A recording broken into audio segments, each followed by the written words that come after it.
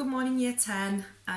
I've decided to do things a bit differently this week because I know some of you are struggling with transformations on MathsWatch and the difficulties with drawing it and all that kind of thing. So we're going to move on topic to ratio and proportion. But I've decided to try and record some videos for you because I'm getting quite tired of not being able to explain things to you properly. And I'm hoping that because you're used to the way I explain things, that might help you a little bit too. So give me some feedback if this works or not. I've taken the brave step to record myself. So as I said, we're going to study ratio and proportion. I've put the topic list on Show My Homework for you to have a look at the things that we're going to study. But what I'm going to do is give you some hints and guidance really with the exercises we're going to do today. And hopefully I'll do this each day, maybe not every single day, but to guide you on the topic that we're doing. So I'm going to start off with simplifying ratios first of all. Simplifying ratios. You've done this before. It's about getting things in the simplest form you can possibly get, and it reminds you really of the way that we simplify fractions. So if I were to give you a fraction that was 6 over 9, we would look for something that we could divide both of those numbers by, the same number, and as long as we did the same to the top and the bottom, then that's okay.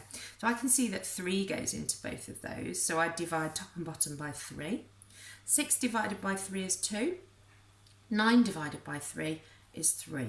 And that would be in its simplest form because I can't divide those two numbers by the same number. Nothing goes into both of those. So it's using those skills really, but applying them in algebra, applying them in ratio. So I'm going to give you an example that will start you off and help you with the examples that I'm giving you today. So if I've got a ratio 18 to 30, remember, that means we're comparing something like girls and boys, and we're saying for every 18 girls, there are 30 boys. That's how ratio works, comparing one thing to another. 18 sweets compared to 30 yellow sweets, etc. Now, same as ratio, we're looking for a number that goes into both of those numbers. Now, there is quite a quite high number that goes into both of them, but you don't have to spot it straight away. You can do it in as many stages as you want. So I'm just spotting that they're both even to start off with, so I'm going to divide them both by 2. 18 divided by 2 gives me 9. 30 divided by 2 gives me 15. Okay, now I have to decide whether I'm done or not. So I have to look at these two numbers and see whether there's another number that goes into both of those. And I can see that 3 goes into them both. So try 2 to start off with. I know that's what you all do, but don't stop then if 2 doesn't go into them, and try other numbers. So I've tried 3. How many 9s are in 3? 9 divided by 3. Well, that's 3. I've got to do the same to both sides. So 15 divided by 3 gives us 5. So now I'm at 3 to 5. Can I divide any further? Are there any numbers that go into both of those? And there aren't. So that is the same as 18 to 30, but it's in its simplest form. So that would be the end of that question. Just to give you one that is taking it a step further then. Sometimes questions will give you a ratio and they'll ask you, they like to throw letters in, they'll say, what is this in a ratio of n to 1? Now, as soon as we see n or x or whatever, we usually freeze and say, I don't know what to do. All this means is find the number that would be there for the ratio on the other side to be 1.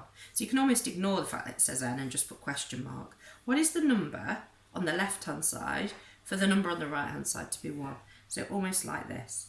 To turn 12 into 1, what would this number be on the other side? A couple of ways of doing this really. You could say 12 divided by 12 gives you 1, which it does. What would I have to do on this side? I'd also have to divide it by 12. Now you can use a calculator if you want, but I know that 12 goes into 18 1.5 times. Now there will usually be a decimal or a fraction on this side, because that's why they're doing it. They're doing it to see if you can work with those kind of things. Okay, so you can do 12 divided by 12. You could also see how many times does 12 go into 18. So 12 goes into it once, and then I've got 6 left, 6 remaining. 12 with 6 remaining. Now the 6 that remains is actually another half of 12, not a full 12, but a half of 12. So that would also give me 1.5 to 1 as the ratio. So remember, it's when the questions say n to 1. It just means if 1's on the right hand side, what would the left-hand side have to be? Okay, one more thing I'm just going to take you to now involves comparing ratios to fractions. Okay, and this can sometimes throw people off. I'm going to give you an example question. Imagine that there are a class of girls and boys and that the ratio of girls to boys is 6 to 10.